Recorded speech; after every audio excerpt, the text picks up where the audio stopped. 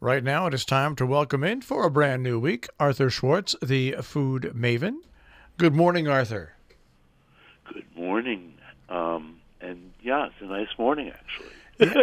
Well, it actually. I think winter it'll be a last gasp, I'm sure, but pretty much over. We hope so.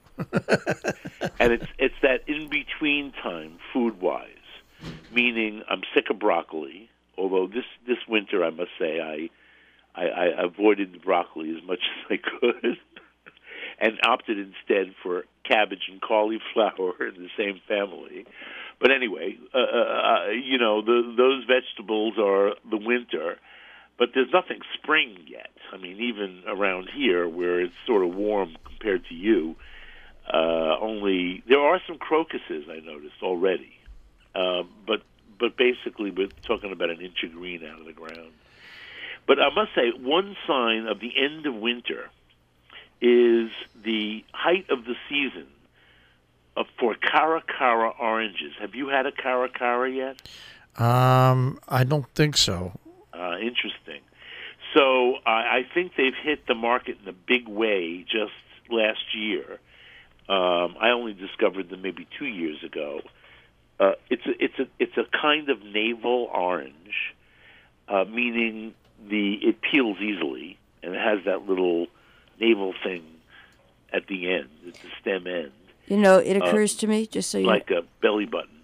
Yeah, go ahead. That a couple of years ago you did mention them when you first discovered them. I think I did, because I've been eating them for a few years now. And it never made it into my kitchen. Well, now, I mean, at least where I shop, they're everywhere. Okay. This year, this is the first year I've seen them everywhere.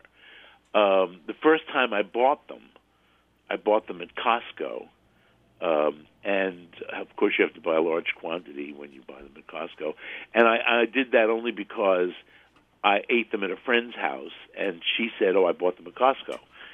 So, but this year every supermarket seems to have them, and they certainly had heaps and heaps of them at Whole Foods. And Whole Foods is no longer whole salary. They were at a pretty good price too. They were less than $1 each, and in a regular market they could be $1 each or more, even, I guess. But they still have them at Costco. So I must say the ones I bought at Whole Foods were mediocre.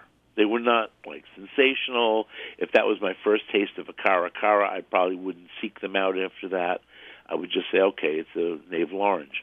But the ones that I bought last week at Costco in way too large a quantity, of course, were sensational. I gave some to my neighbor, who was always doing me favors and bringing me produce from the Park Slope Co-op, where I don't belong, but she does. And not that they have superior product, but sometimes they do have something that's really good, and she buys me some peaches from wherever.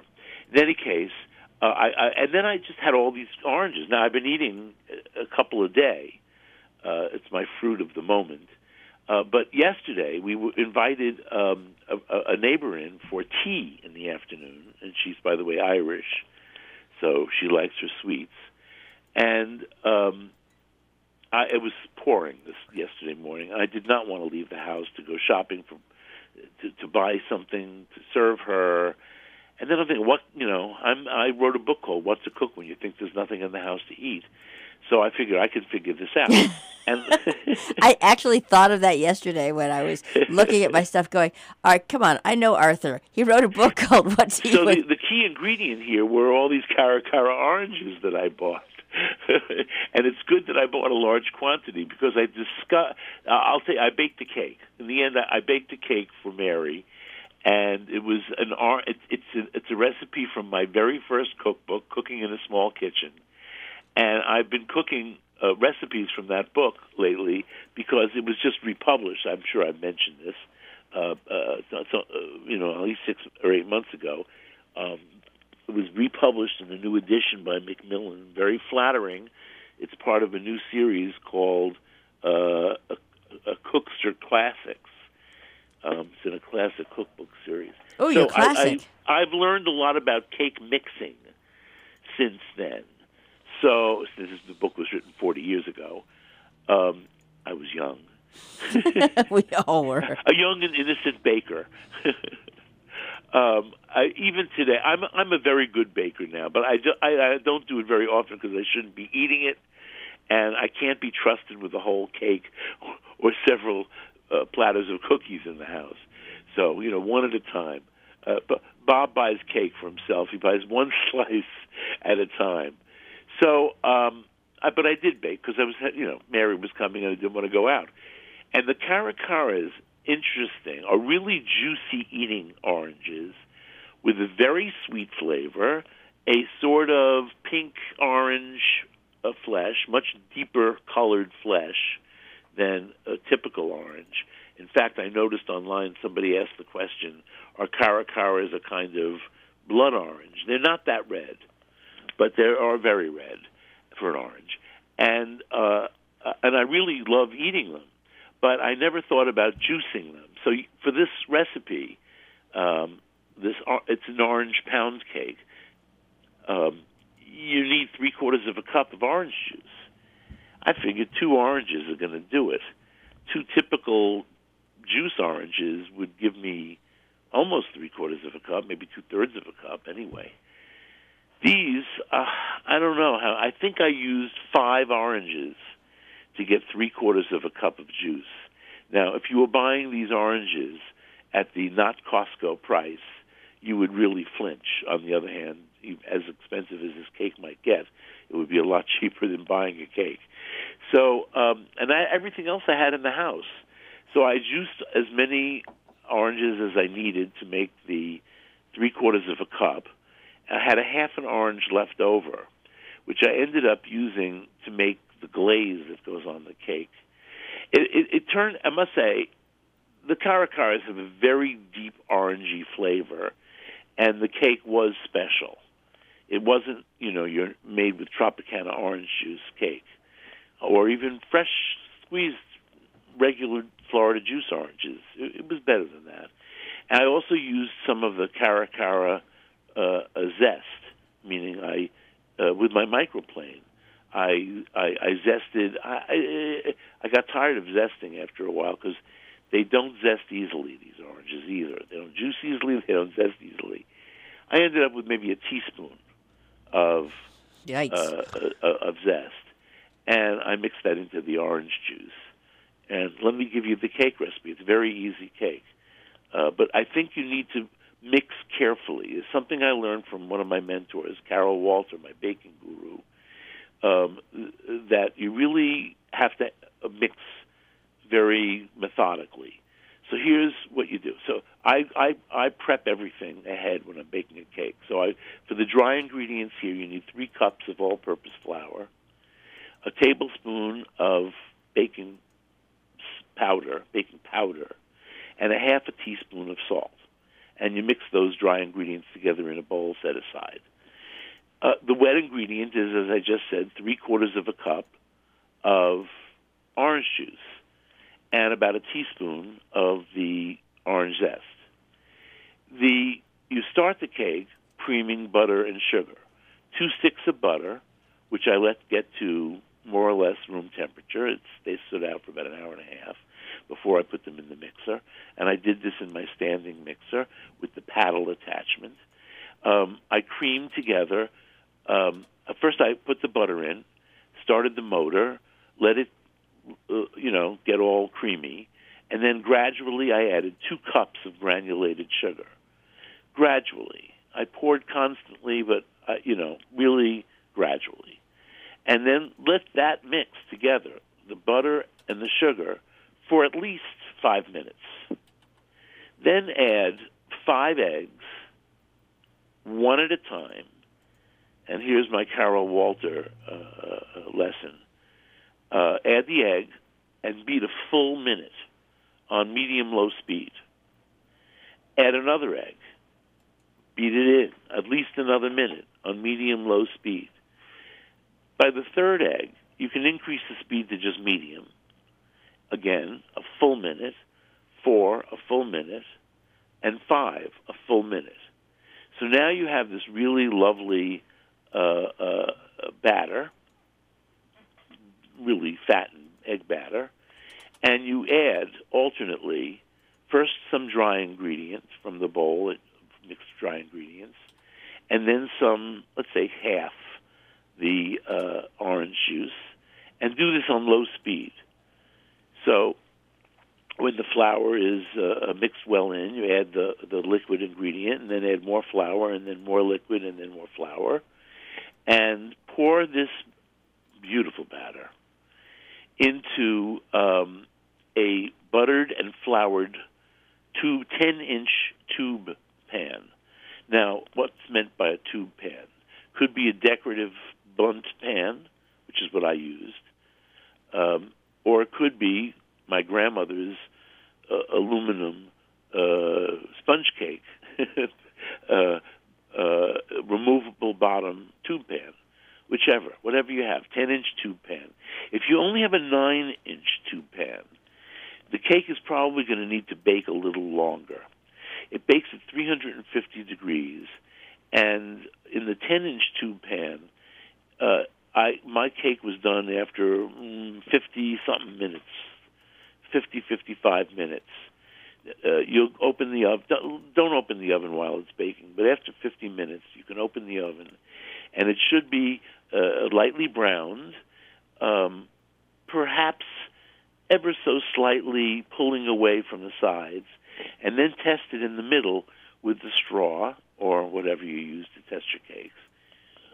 Excuse me. I do, in fact, have this little broom straw thing that's meant for testing cakes. Somebody gave it to me as a gift years ago, and it's taken me this, as infrequently as I bake, it's taken me many years, and it's still here.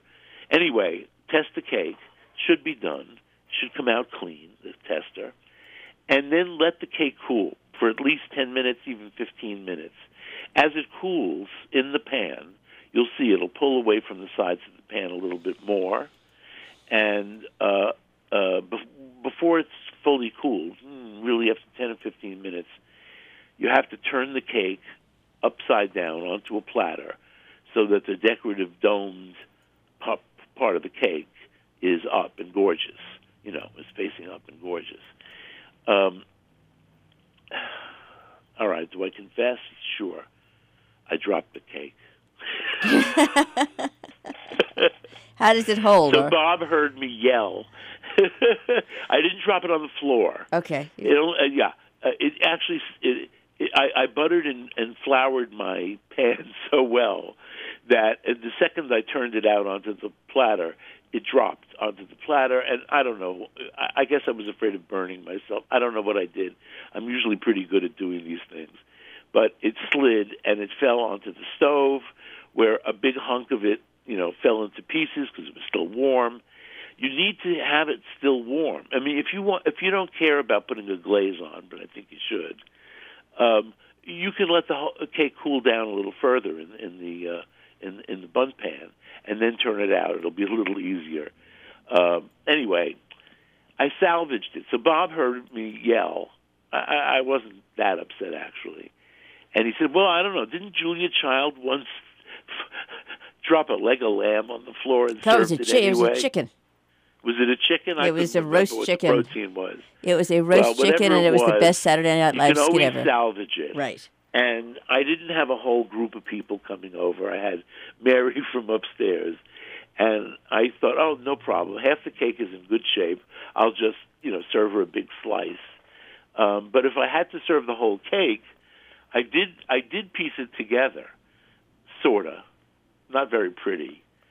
And I did put a glaze on. I'll get to that in a second. But my thought was, if I had to serve the whole cake, I would just heap a lot of whipped cream on it. And who would complain? No one. And yeah. It's kind of important, just that you mention this. There are mishaps all the time. That's part of life. And it's how you salvage the mishap that really makes the difference. If I burn something, for me, there's no salvaging because you can taste it. The taste is terrible to me. But so I try not to do that. If you burn onions, it's okay, but that's about the only thing I can think of that tastes good burned. In any case, the cake was a big hit. And the cake as it appears in Cooking in a Small Kitchen, my first cookbook, it's called I think it's Pat Kennedy. I remember this woman very well. She was a pastry baker on Long Island, and I probably, ate in a review. Oh, here it is. Pat Kessler, sorry. Pat Kessler, she was the pastry chef at Aqua Manor. This is back in the 1970s, a restaurant on Long Island. I don't even know where it was. I didn't write it down where it was. Anyway, Pat Kessler called this Kentucky glazed orange cake, and the reason was she made a bourbon glaze.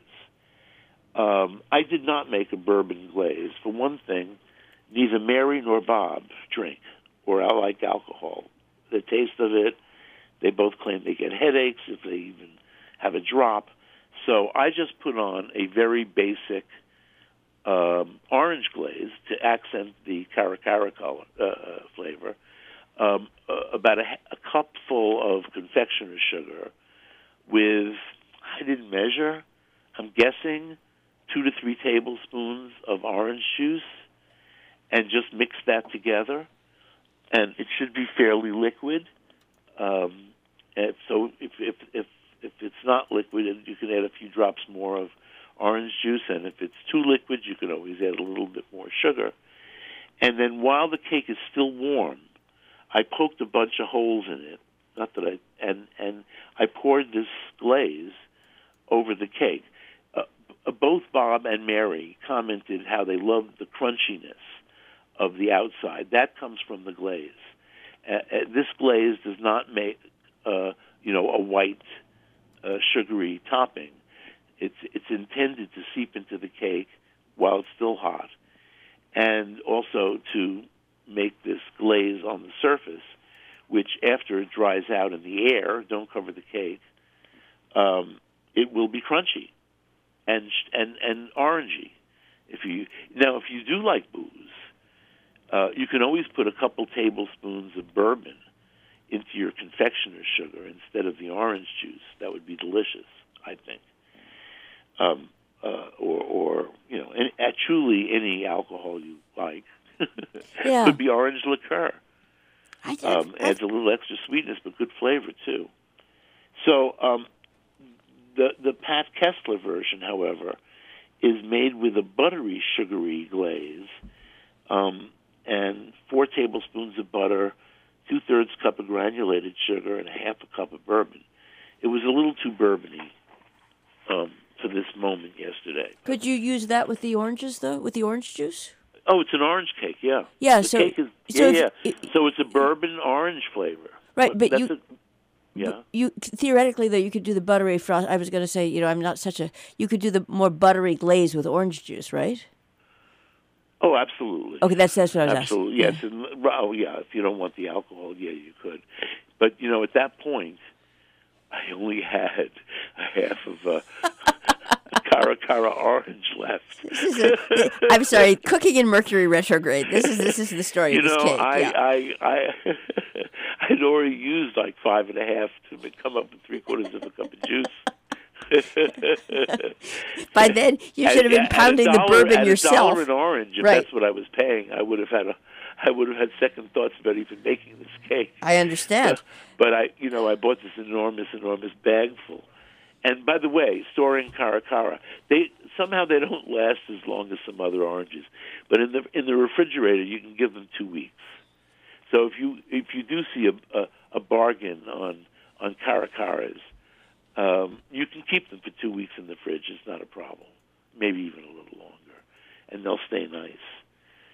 So the cake was a big hit. Now, of course, I put whipped cream on it anyway, and it really had this lovely orange flavor. So that, by the way, I've been using these caracaras in many ways since I bought so many, and just because I wanted to use up a couple, a few nights ago, I threw them into a big tossed salad. Also in that salad I had some cherry tomatoes. let's say, should I give amounts? I mean, you can, it's what you have. But let's say at least a cup and a half cherry tomatoes. I cut them in half or quarters, depending on the size. Threw them into the salad bowl, drizzled them with some olive oil, a big pinch of salt, and then continued to add the rest of my ingredients, which were a half a can of chickpeas, about 10 olives, pitted olives, sliced or cut or chopped, or however you want to do it.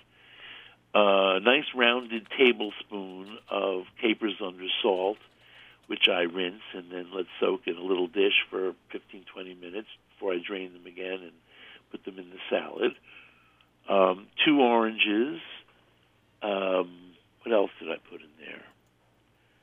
That was pretty much it. And we had to have a protein in the salad because it was our main course.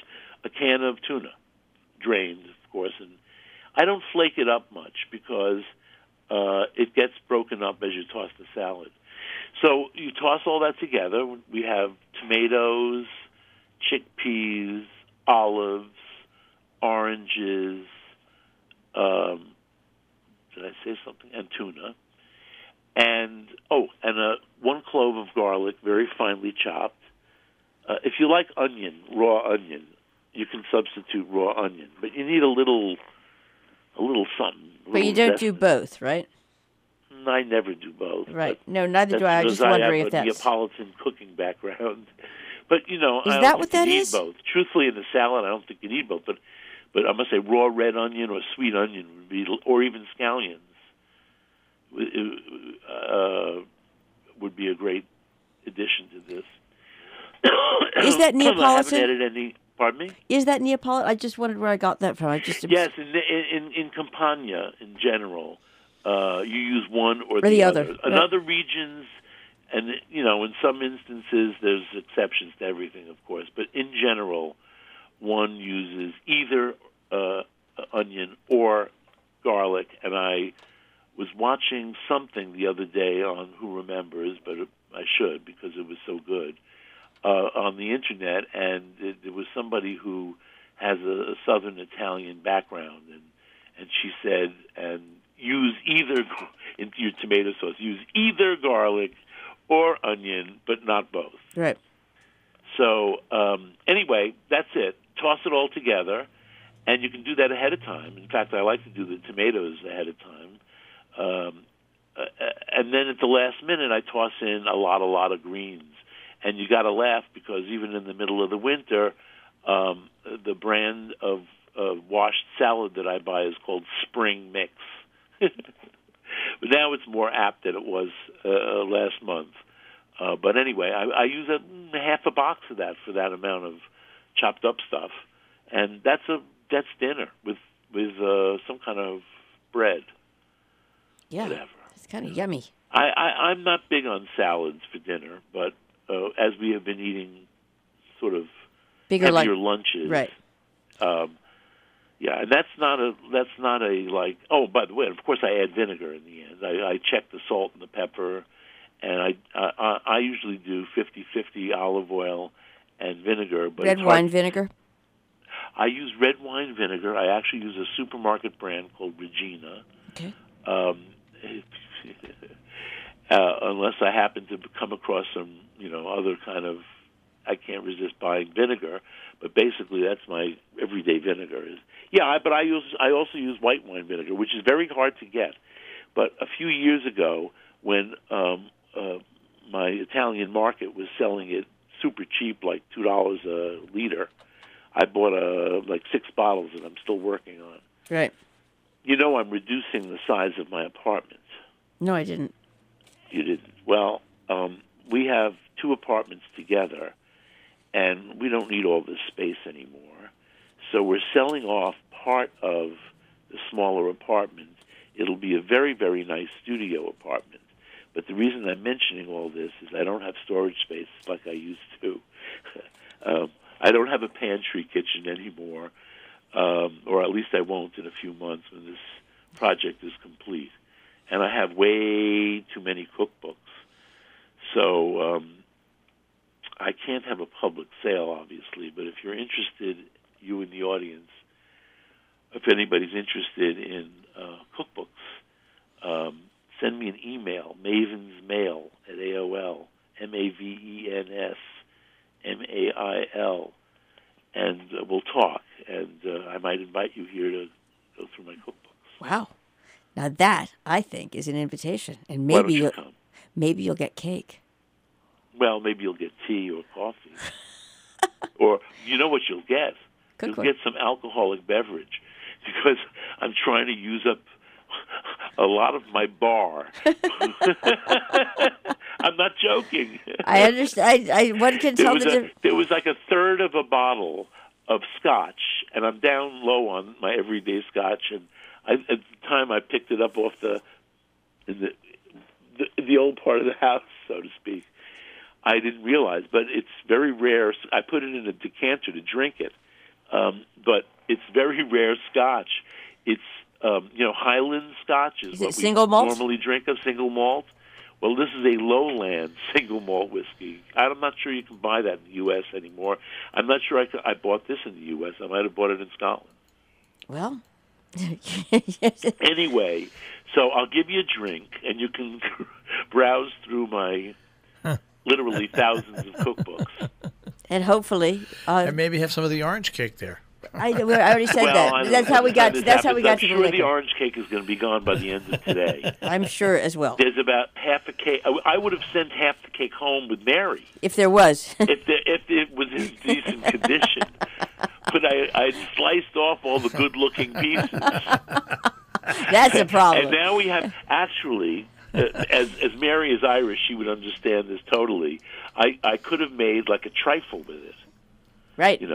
Yeah. This cake dried out a little bit is great in a trifle. Just mush it up and put whipped cream on it. Well, but whipped cream. But also I could use. I like some custard in my trifle. Right. And I wasn't. Yeah, I didn't make custard for it. A creme anglaise, whatever. So have a great week. It's going to be almost spring. Are you melting there? No, not really. Nearly. Just no. We still have about 4 inches of snow on the ground at least. And it's just ugly. I mean, it's all closed in. Yeah. No, once it snows, it's pretty. Well, we're past that. We're past it being pretty. I know. Well, look, you have mud season to look forward to. That's right. We're past the first date of winter. Yeah. And everything has melted here, and it's the sun's out now, so there's hope. All right. Thank you. Have a great week, everyone. Take care, Arthur. Arthur Schwartz, the Food Maven, here on Robin Hood Radio, and you can hear Arthur every Monday, of course, online, robinhoodradio.com. Click on demand, click on Arthur Schwartz, the Food Maven, and you can hear him anytime you'd like. Underwriting support for Arthur Schwartz, the Food Maven, John Andrews Restaurant on the Hillsdale Road in South Egremont, 413-528-3467, and on the web, jarestaurant.com. Rubiners Cheesemongers and Grocers on Main Street in Great Barrington, 413-528-0488, rubiners.com. Hillsdale Home Chef with 2 beautiful teaching classes, and they've got classes to go in those cooking rooms. More information, 518-325-7000, hgshomechef.com.